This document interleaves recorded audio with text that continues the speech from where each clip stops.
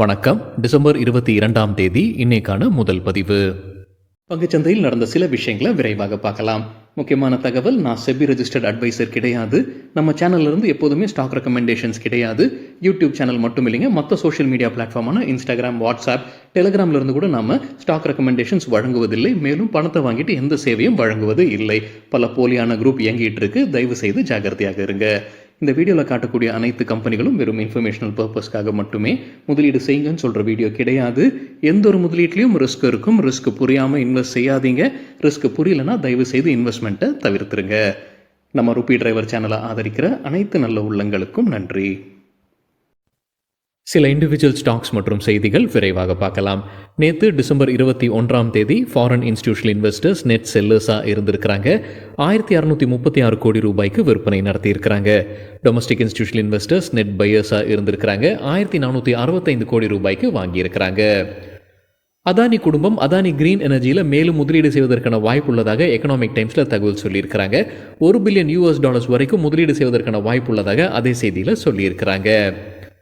Red C தாக்குதல் குறித்து economic டைம்ஸ்லேருந்து கிடைத்த ஒரு தகவல், சரக்கு கப்பல் அங்கே தாக்குதலுக்கு உள்ளாகுது. அங்கே இருக்கக்கூடிய தீவிரவாத அமைப்பு தான் இந்த தாக்குதலை நடத்துகிறாங்கன்னு எக்கனாமிக் டைம்ஸில் தகவல் சொல்லியிருக்கிறாங்க. அதனால் சரக்கு போக்குவரத்து பாதிப்பு அடைஞ்சிருக்கு. ஏஷியா மற்றும் யூரோப் இடையே இருக்கக்கூடிய குறுகிய பாதை, கப்பல் பாதை இதுதான். ஸோ இதில் பாதிப்பு ஏற்பட்டதுனால இப்போ கப்பல் வேறு வழியாக வருவதற்கான திட்டத்திலும் சில கம்பெனிகள் இருப்பதாக எக்கனாமிக் டைம்ஸில் தகவல் சொல்லியிருக்கிறாங்க. இதனால் வர்த்தகம் பாதிப்பதற்கான வாய்ப்புகளும் உள்ளதாக எக்கனாமிக் டைம்ஸில் செய்தி சொல்லியிருக்கிறாங்க. பந்தன் பேங்க் குறித்து மணி கண்ட்ரோல்லேருந்து கிடைத்த ஒரு தகவல், கம்பெனி அவங்க கைவசம் இருக்கக்கூடிய சில பேட் லோன்ஸை அசட் ரீகன்ஸ்ட்ரக்ஷன் கம்பெனிக்கு கைமாறுறாங்க. கிட்டத்தட்ட 776 கோடி ரூபாய் மதிப்பிற்கான பேட் லோன்ஸ் அசட் ரீகன்ஸ்ட்ரக்ஷன் கம்பெனிக்கு கைமாறுறாங்க. இது அனைத்துமே 180 நாட்களுக்கு மேலே அவுட்ஸ்டாண்டிங்காக இருக்கக்கூடிய லோன்ஸ். எவ்வளவு தொகை அவங்களுக்கு உள்ள வருது, இந்த 776 கோடி ரூபாய் மதிப்பிற்கான லோன்ஸ் கைமாறுறதுனால கம்பெனிக்கு எவ்வளவு உள்ள வருது பணம் பார்க்கும்போது கிட்டத்தட்ட 281 கோடி ரூபாய். இது மொத்த கடனில் 36.15% அவங்களுக்கு திரும்ப கிடைக்குது. ஜி சோனி இடையே இருக்கக்கூடிய மர்ஜர் குறித்தான அப்டேட் மணி கண்ட்ரோல் வந்து கிடைத்திருக்கிறது. அதிகாரப்பூர்வ அறிவிப்பு இன்னும் வரலைங்க. ஆனால் கால அவகாசம் கிடைச்சிருக்கு அப்படின்ற மாதிரி சொல்லியிருக்கிறாங்க. 30 நாட்கள் கால அவகாசம். டிசம்பர் 21ஆம் தேதி முடிவடைது தேதி. ஆனால் இப்போ மேலும் ஒரு 30 நாட்கள், ஒரு மாதம் கால அவகாசம் இருக்கு ஜி சோனி இடையே அந்த மர்ஜரை முடிப்பதற்குன்னு அன்கன்ஃபர்ம்டு செய்தி மணி கண்ட்ரோலில் வெளியாகி இருக்கு. அதாவது ஜனவரி கடைசி வரைக்கும் அவங்களுக்கு டைம் இருக்குன்னு சொல்லியிருக்கிறாங்க மணி கண்ட்ரோல் செய்தியில். டிஎல்எஃப் குறித்து மணி கண்ட்ரோல்லேருந்து கிடைத்த ஒரு தகவல், நாக்பூரில் அவங்களுக்கு ஒரு இடம் ஒதுக்கப்பட்டிருக்கு. 2007ஆம் ஆண்டு அங்கே ஐடி பார்க் அமைப்பதற்காகத்தான் அந்த நிலம் ஒதுக்கப்பட்டது. ஆனால் அங்கே எந்த வேலையும் செய்யாமல் இருக்கிறதுனால அந்த நிலத்தை திரும்ப தர வேண்டும் அப்படின்னு அங்கே இருக்கக்கூடிய அரசு அமைப்பான MIHANSEZ அப்டேட் கொடுத்துருக்காங்க. ஸோ டிஎல்எஃப் அவங்க கைவசம் இருக்கக்கூடிய அந்த நிலத்தை திரும்பி தர வேண்டும்னு ஆர்டர் பாஸ் பண்ணியிருக்கிறாங்க, நாக்பூரில் ஐடி பார்க் கட்டாதனால. வெல்ஸ்பன் என்டர்பிரைசஸ் கிட்ட ஸ்டாக் எக்ஸ்சேஞ்ச் விளக்கம் கேட்டிருக்கிறாங்க. பத்திரிகையில் ஒரு செய்தி குறித்து என்ன செய்தி, வெல்ஸ்பன் 1 ஜவஹர்லால் நேரு போர்ட் SEZல 700 கோடி ரூபாய் முதலீடு செய்ய போறாங்கன்றதான் செய்தி. இதற்கு பதிலும் கொடுத்திருக்காங்க வெல்ஸ்பன் என்டர்பிரைசஸ். என்ன அப்டேட் கொடுத்திருக்காங்கன்னா, வெல்ஸ்பன் 1 அப்படின்றது அன்லிஸ்டட் கம்பெனி, வெல்ஸ்பன் குரூப் உடைய நிறுவனம் தான். ஆனால் அவங்களுக்கும் வெல்ஸ்பன் என்டர்பிரைசஸ்க்கும் எந்த சம்பந்தமும் கிடையாதுன்ற அப்டேட் கொடுத்திருக்கிறாங்க. ஐடிபிஐ பேங்க்குக்கு இந்தியா ரேட்டிங்ஸ் கொடுத்துருக்கிற கிரெடிட் ரேட்டிங்கை வெளியிட்டிருக்கிறாங்க. லாங் டேர்முக்கு அப்கிரேட் நடந்திருக்கு. A+லேருந்து AA- உயர்த்தப்பட்டிருக்கு. Outlook stable. ஷார்ட் டேர்முக்கு முன்ன கொடுத்த ரேட்டிங்கை மறுபடியும் கொடுத்துருக்காங்க A1+. கிரெடிட் ரேட்டிங்னா என்ன, ஷார்ட் டேர்ம்னா என்ன, லாங் டேர்ம்னா என்ன, அவுட்லுக்னா என்ன, நம்ம வேறொரு வீடியோவில் டீட்டெயில்டாக பேசியிருக்கோம். அதிகபட்ச ரேட்டிங் என்ன, குறைவான ரேட்டிங் என்ன அதில் பேசியிருக்கோம். அந்த வீடியோட லிங்க் இந்த வீடியோட டிஸ்கிரிப்ஷனில் இருக்குது. டாடா மோட்டார்ஸ் குறித்து மணி கண்ட்ரோல்லேருந்து கிடைத்த ஒரு தகவல், குருகிராமில் அவங்க டாடா எலக்ட்ரிக் வெஹிக்கிள்ஸ்க்கான பிரத்யேகமான ஸ்டோர்ஸை திறக்க போகிறதாக அறிவிச்சிருக்கிறாங்க.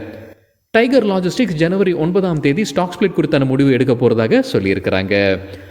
IRCTC குறித்து மணி கண்ட்ரோல்லேருந்து கிடைத்த ஒரு தகவல், பெங்களூரு இருக்கக்கூடிய ஒரு ஆள் ரயில்வேஸ் மற்றும் IRCTC மீது வழக்கு பதிவு செய்திருந்திருக்கிறாங்க. அதற்கு இப்போ ஆர்டர் பாஸ் பண்ணியிருக்கிறாங்க. தீர்ப்பு வெளியாகி இருக்கு. 40,000 ரூபாய் அவங்க கட்ட வேண்டும்னு ஆர்டர் பாஸ் பண்ணியிருக்கிறாங்க. என்ன பின்னணின்னு பார்க்கும்போது, பெங்களூரில் இருக்கக்கூடிய அந்த ஆள் அவருடைய பெற்றோருக்கு 2 டிக்கெட் எடுத்திருக்கிறாரு, கன்ஃபர்ம்டு டிக்கெட் ரயில்வேஸில். ஆனால் TTE வந்திருக்கும் போது அது கன்ஃபர்ம்டு டிக்கெட் இல்லை, பெனால்ட்டி கட்டணும்னு சொல்லிட்டு 20,000 ரூபாய் 22,000 ரூபாய் அபராதம் விதிச்சிருக்கிறார். இது மார்ச் 2022.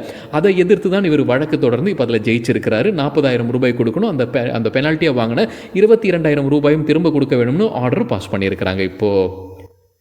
எல்ஐசி தரப்பில் வந்து ஒரு அப்டேட் இருக்குது. Life insurance corporation of India இப்போ கிட்டத்தட்ட 96.5% ஸ்டேக் அரசு கிட்ட இருக்குது. ஆனால் செபியுடைய ரூல் படி 25% ஸ்டேக் வந்து பப்ளிக் ஷேர் ஹோல்டிங்காக இருக்க வேண்டும். இப்போ என்ன அப்டேட் எல்ஐசி கொடுத்துருக்காங்கன்னா, அவங்களுக்கு கால அவகாசம் கிடைச்சிருக்கு எப்போ அந்த 25% எட்டலாம் அப்படின்னு. 2032 ஆண்டு மே மாதம் வரைக்கும் அவங்களுக்கு கால அவகாசம் இருக்குது. பப்ளிக் ஷேர் ஹோல்டிங்கை 25% கொண்டு வருவதற்கு, அவங்களுடைய ப்ரொமோட்டர்ஸுடைய ஸ்டேக்கை குறைப்பதற்கு அவங்களுக்கு 2032 மே மாதம் வரைக்கும் கால அவகாசம் கிடைச்சிருக்குன்னு சொல்லியிருக்காங்க. இது ஒன் டைம் எக்ஸம்ஷனாக கொடுத்துருக்காங்க. யாரு? மினிஸ்ட்ரி ஆஃப் ஃபினான்ஸ் தான் வழங்கியுள்ளதாக சொல்லியிருக்காங்க லைஃப் இன்சூரன்ஸ் கார்பரேஷன் ஆஃப் இந்தியாவுடைய பிரஸ் ரிலீஸில். பேங்க் ஆஃப் பரோடா குறித்து பத்திரிகையிலிருந்து கிடைத்த ஒரு தகவல். கம்பெனி ஃபண்ட் ரைசிங் பண்ணுறாங்க. 2500 கோடி ரூபாய் பேசில் 3 கம்ப்ளைண்ட் Tier 2 பாண்ட்ஸ் வழியாக ஃபண்ட் ரைசிங் பண்ணுறாங்க. ஆன்வர்ட் டெக்னாலஜிஸ் கம்பெனியுடைய ஷேர்ஸை Kotak Mahindra life insurance company நேற்று வாங்கியிருக்கிறாங்க. 1,59,000 ஷேர்ஸ். ஒரு ஷேருடைய 620.75. அம்புஜா சிமெண்ட்ஸுடைய ஷேர்ஸை Jupiter South Asia investment company விற்பனை செய்திருக்கிறாங்க. 2.86 லட்சம் ஷேர்ஸ். ஒரு ஷேருடைய 490.55. நேற்று நடந்த டிரான்சாக்ஷன். யார் வாங்கியிருக்கிறாங்க? ராயல் பேங்க் ஆஃப் ஸ்காட்லாண்ட் வாங்கியிருக்கிறாங்க. 2,86,000 ஷேர்ஸ். ஒரு ஷேருடைய 490.55. பிஇஎல் குறித்து சிஎன்பிசி டிவி 18 கிடைத்த ஒரு தகவல். நிதியாண்டு 2024 ஆர்டர் இன்ஃப்ளோ அவங்க சொல்லியிருந்தது 25,000 கோடி ரூபாய்ன்றது, அதையும் கடந்து போகும்னு சொல்லியிருக்கிறாங்க. இப்போதைக்கு வரைக்கும் 23,200 கோடி ரூபாய் ஆர்டர் இன்ஃப்ளோ வந்திருக்கு. அவங்க சொல்லியிருந்தது 25,000 கோடி. ஸோ அதையும் கடந்து போகும்ன்ற அப்டேட் கொடுத்துருக்காங்க பிஇஎல் சிஎன்பிசி டிவி 18க்கு. இந்தியன் பேங்குடைய ஷேர்ஸை பிஎன்பி பரிபாஸ் ஆர்பிட்ராஜ் வாங்கியிருக்கிறாங்க நேற்று. 7,71,000 ஷேர்ஸ். ஒரு ஷேர் விலை 429.75. எஸ் பேங்க் தரப்பில் வந்து ஒரு அப்டேட் இருக்குது. ஜிஎஸ்டி டிபார்ட்மெண்ட் அபராதம் விதிச்சிருக்கிறாங்க 20,000 ரூபாய் வங்கி மீது. Scooters India limited voluntary delisting குறித்தான அப்டேட் வெளியிட்டிருக்கிறாங்க. மே மாதம் இந்த ஆண்டு அவங்க அறிவிப்பு வெளியிட்டிருந்தாங்க டீலிஸ்டிங் செய்ய போகிறதாக. அது குறித்தான அப்டேட் இப்போ வெளியிட்டிருக்கிறாங்க. எக்ஸிட் பிரைஸ் நிர்ணயித்திருக்கிறாங்க கிட்டத்தட்ட 32 ரூபாய். இப்போ ட்ரேடிங் பிரைஸ் 62 ரூபாயாக இருக்குது. நேற்று க்ளோசிங் பிரைஸ் பார்க்கும்போது. எப்போ ஓப்பன் ஆகுது வாலண்டரி டீலிஸ்டிங்கான அப்ளிகேஷன்? டிசம்பர் 26. எப்போ முடிவடையுது? ஏப்ரல் 8, 2024. அர்னால்ட் ஹோல்டிங்ஸ் பைபேக் அறிவிச்சிருக்கிறாங்க. 63 லட்சம் equity ஷேர்ஸை திரும்ப பெற போகிறாங்க டெண்டர் ஆஃபர் ரூட் வழியாக. என்ன விலை நிர்ணயித்திருக்கிறாங்க? 21 ரூபாய். இப்போ 21.4 க்ளோஸ் ஆயிருக்கு நேற்று க்ளோசிங் பிரைஸ் பார்க்கும்போது. ஒட்டு மொத்தமாக இந்த பைபேக்கிற்கு அவங்க செலவு செய்ய போகிறது 13.2 கோடி ரூபாய்.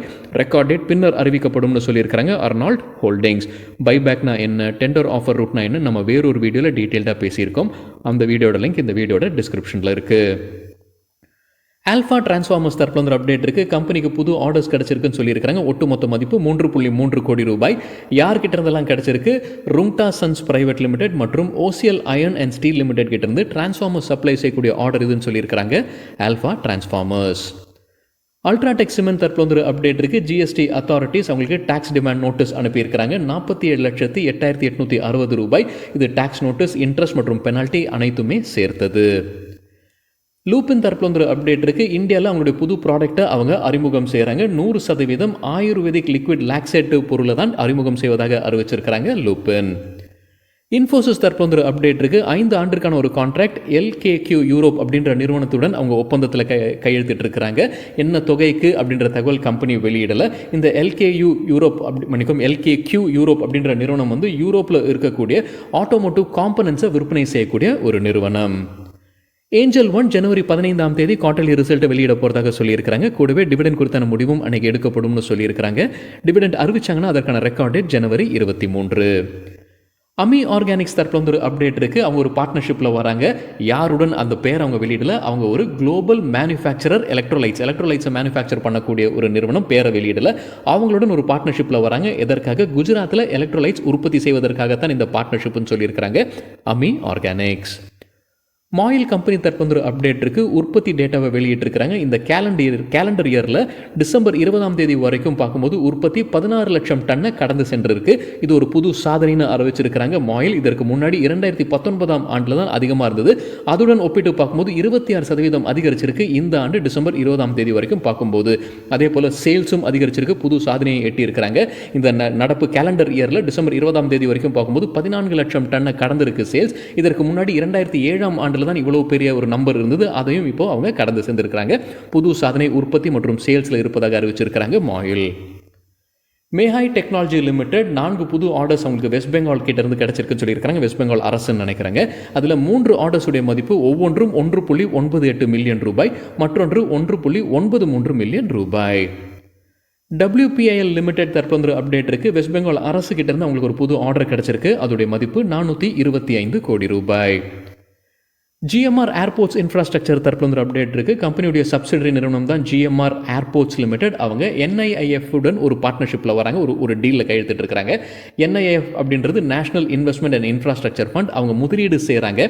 எதில் முதலீடு செய்கிறாங்க? GMR விசாகப்பட்டினம் இன்டர்நேஷனல் ஏர்போர்ட் லிமிடெட்டில் 6.75 பில்லியன் ரூபாய் முதலீடு செய்கிறாங்க அந்த ஒப்பந்தத்தின் அடிப்படையில். சரிங்க, இதுதான் சில விஷயங்கள் என்னுடைய பார்வைக்கு எட்டியது. நன்றி, வணக்கம்.